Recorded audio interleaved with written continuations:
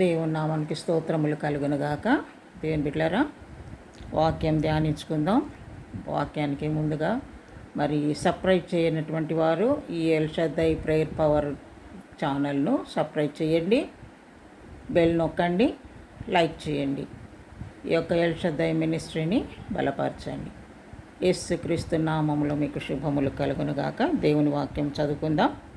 కీర్తనల గ్రంథము 25వ అధ్యాయము, కీర్తనల గ్రంథము 119వ కీర్తన 25వ వచనం. కీర్తనలు 119, 25. నా ప్రాణము మంటిని హత్తుకొనుచున్నది, నీ వాక్యము చేత నన్ను బ్రతికింపుము. భక్తుడు అంటున్నాడు, ప్రభువా నా ప్రాణము మంటిని హత్తుకుంటుంది, అంత నీరసమైపోతుంది, అంత బలహీనమైపోతున్నాను, నీ వాక్యము ద్వారా నన్ను బ్రతికించు. దేని ద్వారా? దేవుని వాక్యం ద్వారా. అవును దేవుని బిడ్డలారా, బలహీనమైన పరిస్థితి వచ్చినప్పుడు దేవుని వాక్యమే మనల్ని బ్రతికిస్తుంది. చాలామంది బలహీనంగా ఉన్నందుకు ఏమ్మా చర్చికి ఎందుకు రాలేదంటే తలనొప్పి వచ్చింది, చర్చికి ఎందుకు రాలేదంటే కడుపు నొప్పి వచ్చింది, కాళ్ళు గుంజుతున్నాయి, ఏమేమో కారణాలు చెప్తారు. అటువంటి సమయంలోనే దేవుని బిడ్డ మందిరానికి మనము వెళ్ళాలి. దేవుని మందిరానికి వెళ్తే వాక్యము వింటుంటేనే మనలో ఉన్న బలహీనతలు వెళ్ళిపోతాయి, పారిపోతాయి. ఉండవు మనకు బలహీనతలు. ఎందుకంటే దేవుని వాక్యము జీవము కలిగినది. దేవునికి స్తోత్రం, హల్లెలూయా. నీ వాక్యమే నన్ను బ్రతికించేది, నా బాధలలో నెమ్మదినిచ్చేది. నీవు పలికితే నాకు మేలయ్యా, నీవు పలికితే నాకు మేలయ్యా, నీ దర్శనమే నాకు చాలయ్యా. ప్రైజ్ ద లార్డ్, హల్లెలూయా. నాతో మాట్లాడు ప్రభువా, నీవే మాట్లాడుమయ్యా.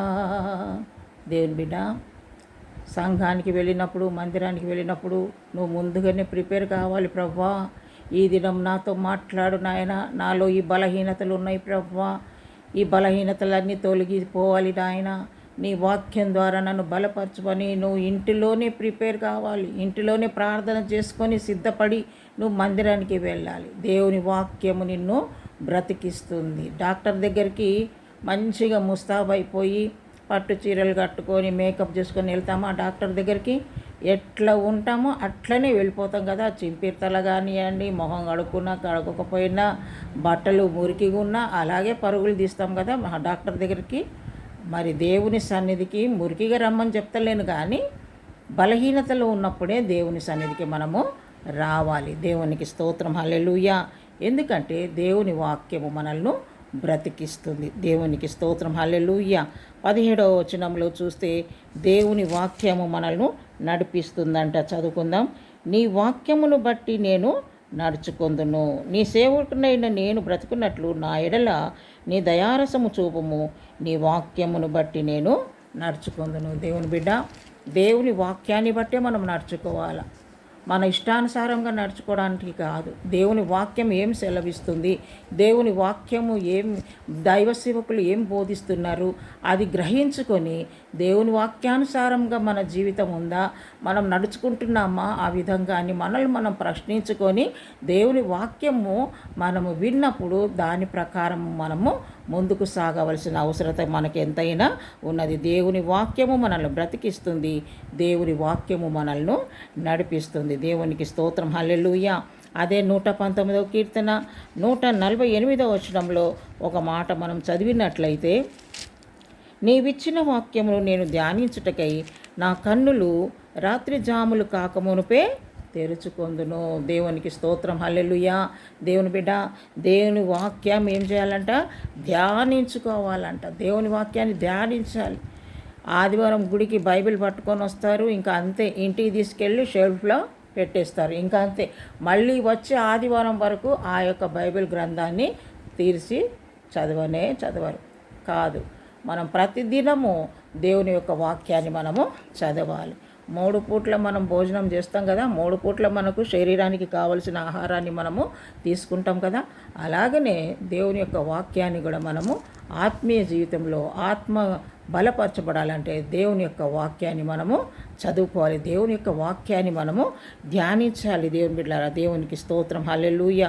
దేవుని వాక్యం ధ్యానిస్తే మనకి ఎంతో సంతోషం కలుగుతుంది, ఎంతో ఆనందం మన జీవితంలో మన హృదయంలో వస్తుంది. దేవుని బిడ్డ, మనుషుల యొక్క మాటలు ధ్యానించుకుంటూ వాళ్ళు ఇది అన్నారు, వీళ్ళు ఇది అన్నారు అని చెప్పి నువ్వు అవే మాటలు నువ్వు ధ్యానించుకుంటూ కూర్చుంటే నీ మనసు ఇంకా కృంగిపోతుంది, నీకు లేనిపోయిన తలపోట్లు వస్తాయి, ఇంకా నీ శరీరము నిరాశగా నీరసము అయిపోతుంది. అదే దేవుని వాక్యాన్ని ధ్యానించు. కష్టాలు వచ్చినప్పుడు, బాధలు వచ్చినప్పుడు, శ్రమ వచ్చినప్పుడు, నీ యొక్క ఆరోగ్యము సరిగా లేనప్పుడు దేవుని వాక్యం తీసుకో, ధ్యానించు. తప్పకుండా దేవుడు నీకు స్వస్థత, నెమ్మదిని అనుగ్రహిస్తాడు. దేవునికి స్తోత్రం, హల్లెలూయా, హల్లెలూయా. 28వ వచనము మనం చదువుకుందాం. 119వ కీర్తన 28వ వచనములో, వ్యసనము వలన నా ప్రాణము నీరైపోయెను, నీ వాక్యము చేత నన్ను స్థిరపరచుము. దేవుని వాక్యము ద్వారా స్థిరపరచబడాలి. దేవునికి స్తోత్రం, హల్లెలూయా. దేవుని వాక్యం మనల్ని ఏం చేస్తుందమ్మా? స్థిరపరుస్తుంది. అటు ఇటు పోకుండా దేవుని వాక్యం సరిగా విన్న వాళ్ళైతే అటు ఇటు తిరగరు. ఇంకా చాలామంది గడికి ఒక గుడి తిరుగుతూనే ఉన్నారు.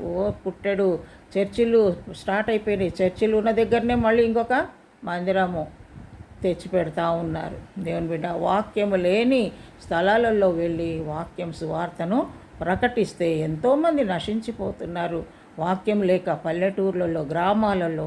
దేవుని బిడ్డలారా, మరి అక్కడికి వెళ్ళి దేవుని సువార్త ప్రకటిస్తే ఎంతోమంది రక్షింపబడే వాళ్ళు ఉన్నారు, ఎంతోమంది నశించిపోయేటువంటి బిడ్డలు అక్కడ ఉన్నారు.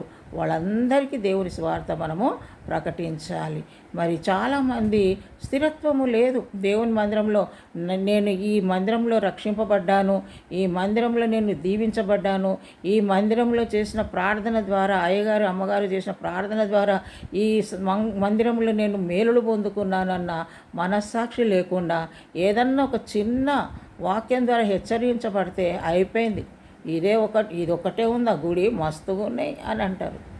అవును, గల్లీకి ఒక కిల్లి కొట్టులాగానే ఉన్నాయి. కానీ నువ్వు ఎక్కడైతే రక్షింపబడ్డావో, ఎక్కడైతే నువ్వు దీవించబడ్డావో, ఎక్కడైతే నీకున్న దురాత్మలు పారిపోయినాయో, ఏ సంఘములైతే నువ్వు దీవించబడ్డావో ఆ సంఘాన్ని నువ్వు విడిచిపెట్టడానికి వీలు లేదు. నువ్వు స్థిరంగా ఉండాలి. దేవుని బిడ్డ, చాలామంది వాక్యం సరిగా వినడం లేదు. వాక్యం వినకనే అటు ఇటు గాలికి కొట్టుకుపోయే పొట్టు వలె ఉంటున్నారు. స్థిరత్వము లేదు.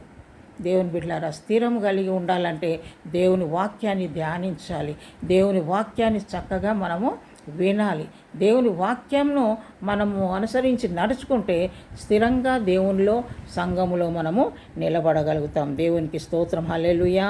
దేవుని బిడ్డ, దేవుని యొక్క వాక్యంలో మనము ముందుకు సాగవలసినటువంటి అవసరత ఎంతైనా ఉంది. ఎందుకంటే దేవుని వాక్యము మనల్ని బలపరుస్తుంది, దేవుని వాక్యము మనకు ఆరోగ్యాన్ని ఇస్తుంది. దేవునికి స్తోత్రం, హల్లెలూయా, హల్లెలూయా. అంత మాత్రమే కాదు, 119వ కీర్తన 11వ వచనం మనం ఒకసారి చదువుకుందాం. నీ ఎదుట నేను పాపము చేయకుండానట్లు నా హృదయములో నీ వాక్యమును ఉంచుకొని ఉన్నాను. హల్లెలూయా. దేవుని వాక్యము భక్తుడు ఎక్కడ ఉంచుకున్నాడమ్మా? హృదయంలో దేవుని వాక్యం ఉన్నందుకు ఏ పాపము చేయకుండా దేవుని వాక్యం ఏం చేసిందమ్మా? కాపాడింది. ద్రోవ తప్పిపోకుండా కాపాడుతుంది దేవుని ఒక వాక్యం. దేవునికి స్తోత్రం, హల్లెలూయా. దేవుని వాక్యాన్ని నువ్వు వినడమే కాదు, నీ హృదయంలో భద్రం చేసుకోవాలి. నీ హృదయంలో భద్రపరచుకుంటే ఆ యొక్క వాక్యము నిన్ను అబద్ధాలు ఆడనియదు. ఆ యొక్క వాక్యము నిన్ను మరి చెడు మార్గంలో పోనీయదు. నువ్వు శ్రద్ధగా ఆ వాక్యాన్ని నీ హృదయంలో భద్రం చేసుకుంటే దేవుని బిడ్డ ఏ తప్పు చేయనియదు దేవుని వాక్యము. దొంగతనం అసలే చేయనియదు దేవుని వాక్యం. ఎప్పుడైతే నువ్వు దేవుని వాక్యాన్ని నీ హృదయంలో పెట్టుకుంటావో, దాచుకుంటావో, నువ్వు శ్రద్ధగా దేవుని వాక్యాన్ని వింటావో, ఏ పాపంలో నువ్వు పడిపోకుండా ఆ దేవుని వాక్యము నిన్ను కాపాడుతుంది. దేవునికి స్తోత్రం, హల్లెలూయా.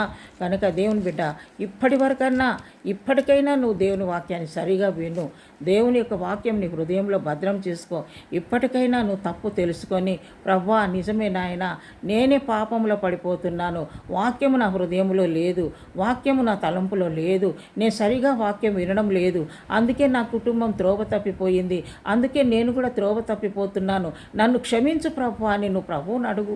తప్పకుండా దేవుడు నీకు సహాయము చేస్తాడు. నీకు తప్పకుండా దేవుడు నీ జీవితంలో గొప్ప అద్భుతాలు జరిగిస్తాడు. ఏ పాపము చేయకుండా దేవుడు నిన్ను కాపాడే దేవుడు. దేవునికి స్తోత్రం, హల్లెలూయా. అదే 119వ కీర్తన 50వ వచనంలో, నీ వాక్యము నన్ను బ్రతికించి ఉన్నది, నా బాధలో ఇదే నాకు నెమ్మది కలిగిస్తున్నది. దేవుని వాక్యం ఏం చేస్తుంది? బ్రతికిస్తుంది, ప్రాణం పోస్తుంది. దేవుని వాక్యము నెమ్మదినిస్తుంది. దేవుని బిడ్డలారా, ఒక దగ్గర వాక్యం చెప్తా ఉన్నాను. ఒక సహోదరి వచ్చింది, యవనస్తురాలు, కొత్తగా పెళ్లి చేసుకున్నది. మరి పెళ్ళి అయిన వెంటనే ఎక్కడో తీసుకెళ్తే అక్కడ దురాత్మ ఆవరించిందంట. దురాత్మ ఆవరించినప్పుడు అత్త మామలు భర్త అందరూ ఎలగొట్టారు. ఈ అమ్మాయి తల్లిదండ్రులకు ఒకటే కూతురు, ఎలగొట్టారు.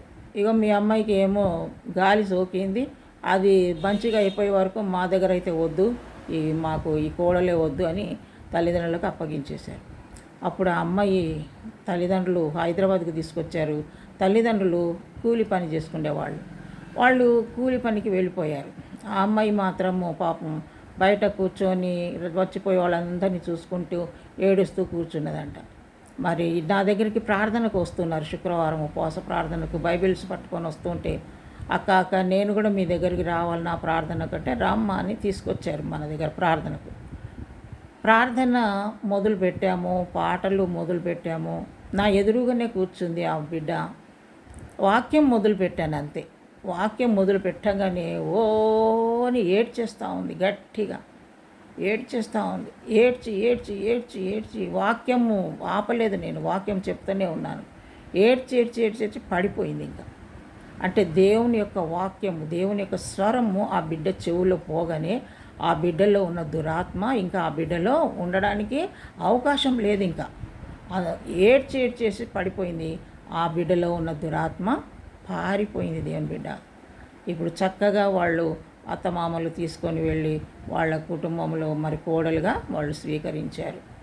దేవుని బిడ్డ, ఎందుకు ఈ మాట చెప్తున్నానంటే, దేవుని యొక్క స్వరం వింటే చాలు, దేవుని యొక్క వాక్యం వింటే చాలు, సైతానుకు గడగడ వణుకు వచ్చేస్తుంది.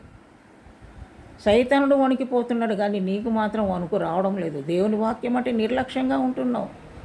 ఇది మామూలేలే అనుకుంటున్నావు నువ్వు. దేవుని బిడ్డ జాగ్రత్త. దేవుని వాక్యం సరిగా విను, సరిగా అర్థం చేసుకో, దేవుని వాక్య ప్రకారం ముందుకు సాగు. కష్టాలు వచ్చినప్పుడు, బాధలు వచ్చినప్పుడు మాత్రమే కాదు, అన్ని సమయాల్లో దేవుని వాక్యాన్ని మనం స్వీకరించాలి. తప్పుడు పనులు చేయకుండా దేవుని వాక్యం కాపాడుతుంది, సంతోషాన్ని ఇస్తుంది, నెమ్మదినిస్తుంది. దేవుని వాక్యం, దేవునికి స్తోత్రం, హల్లెలూయా. త్రోవ తప్పిపోకుండా కాపాడుతుంది. 119వ కీర్తన 92వ వచనంలో మనం చూసినట్లయితే, నీ ధర్మశాస్త్రము నాకు సంతోషం ఇయ్యనీడల నా శ్రమయందు నేను నశించిపోదును. చూసారా, దేవుని వాక్యము సంతోషం ఇవ్వకపోతే శ్రమలో నేను నశించిపోయేవాడిని కీర్తనకారుడు అంటున్నాడు. అంటే దేవుని వాక్యము చదువుతుంటేనే, వింటుంటేనే సంతోషం వస్తుంది. అదే మనుషులు అనుకున్న మాటలు నువ్వు ధ్యానించుకుంటూ కూర్చుంటే దుఃఖం వస్తుంది కదా. కనుక దేవుని బిడ్డ, సంతోషం, దేవుని వాక్యము మనకు సంతోషాన్ని ఇస్తుంది, దేవుని వాక్యము మనకు నెమ్మదినిస్తుంది, దేవుని వాక్యము మనకు ఆరోగ్యాన్ని ఇస్తుంది, దేవుని వాక్యము స్థిరంగా ప్రభులో నిలబెడుతుంది, దేవుని వాక్యము ఏ పాపము చేయకుండా మనల్ని కాపాడుతుంది. దేవునికి స్తోత్రం, హల్లెలూయా, హల్లెలూయా. నీ వాక్యమే నన్ను బ్రతికించేది, నా బాధలలో నెమ్మదినిచ్చేది. నీ వాక్యమే నన్ను బ్రతికించేది, నా బాధలలో నెమ్మదినిచ్చేది. నీవు పలికితే నాకు మేలయా, నీవు పలికితే నాకు మేలయ్యా, నీ దర్శనమే నాకు చాలయ్యా, నీ దర్శనమే నాకు చాలయ్యా. నాతో మాటాడు ప్రభువా, నీవే మాటాడుమయ్యా. నాతో మాటాడు ప్రభువా, నీవే మాటాడుమయ్యా. Praise the lord. హల్లెలూయా. దైవ సేవకుడు పాడిన పాట నాకెంతో ఇష్టం. దేవుని బిడ్డలారా, చక్కటి పాటలు రాసి పాట పాడుతున్నటువంటి స్టీఫెన్ గారు, వారి యొక్క మినిస్ట్రీ దేవుడు గొప్పగా దీవించునుగాక. ఎంతోమందికి ఆదరణ. నా జీవితంలో కూడా ఎన్నోసార్లు ఈ పాట ద్వారానే నేను బలపరచబడ్డాను, ధైర్యపరచబడ్డాను. అనారోగ్య పరిస్థితిలో ఉన్నప్పుడు విడుదల పొంది ఉన్నాను. దేవునికి స్తోత్రం. హల్లెలూయా. నెమ్మది లేనప్పుడు పాటలు వింటాను. దేవుని బిడ్డలారా, ఆ పాటలలో మనకు ఎంతో సంతోషం కలుగుతుంది. పాటలు పాడుకుంటాను, వాక్యం చదువుకుంటాను, అప్పుడే మనకు నెమ్మది. దేవునికి స్తోత్రం. హల్లెలూయా. కనుక దేవుని బిడ్డ, ఈ సమయంలో మరి దేవుని మందిరానికి వెళ్ళు, దేవుని వాక్యం శ్రద్ధగా విను. వాక్యం అంతా అయిపోయినాక వెళ్తే నీకు ప్రయోజనం ఏమైనా ఉందా? లోకమంతా సంపాదించుకొని యేసయ్యను పోగొట్టుకుంటే నీ లైఫ్ ఎట్లుంటుంది? వేస్ట్. నువ్వు జీవించిన జీవితం కూడా వ్యర్థమే. అన్నిటికంటే ముఖ్యమైనది దేవుని యొక్క వాక్యం కొరకు నువ్వు పరుగులు తీయాలి మందిరానికి. అప్పుడు నువ్వు ఏ తప్పులు చెయ్యవు. తప్పు చేసినా కూడా నువ్వు ఇంకా ఆ తప్పునే నువ్వు కరెక్ట్ అనుకొని ముందుకు సాగితే అది మూర్ఖత్వం. కనుక సరి చేసుకోవాలి, తప్పులు సరి చేసుకోవాలి, సరైన మార్గంలో మనం ముందుకు సాగాలి. ఆ విధంగా దేవుడు మనల్ని నడిపించునుగాక, మిమ్మల్ని అందరినీ నడిపించునుగాక. తలలు వంచినట్లయితే, కళ్ళు మూసుకున్నట్లయితే ప్రార్థన చేసుకుందాం.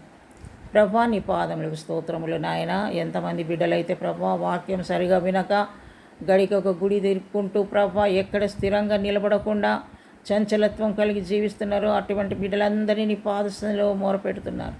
స్థిరత్వమైన జీవితాలు వారికి దయచేయండి. నెమ్మది, శాంతి, సమాధానం లేని వారందరూ కూడా వాక్యం ద్వారా బలపరచబడి, ధైర్యపరచబడి, సంతోషాన్ని పొందుకొనుటకు సహాయం చేయి. నీ వాక్యం మాకు నెమ్మదిస్తుంది. నీ వాక్యం మమ్మల్ని బ్రతికిస్తుంది ప్రభా. నీ వాక్యము ఏ పాపం చేయకుండా కాపాడుతుంది నాయన.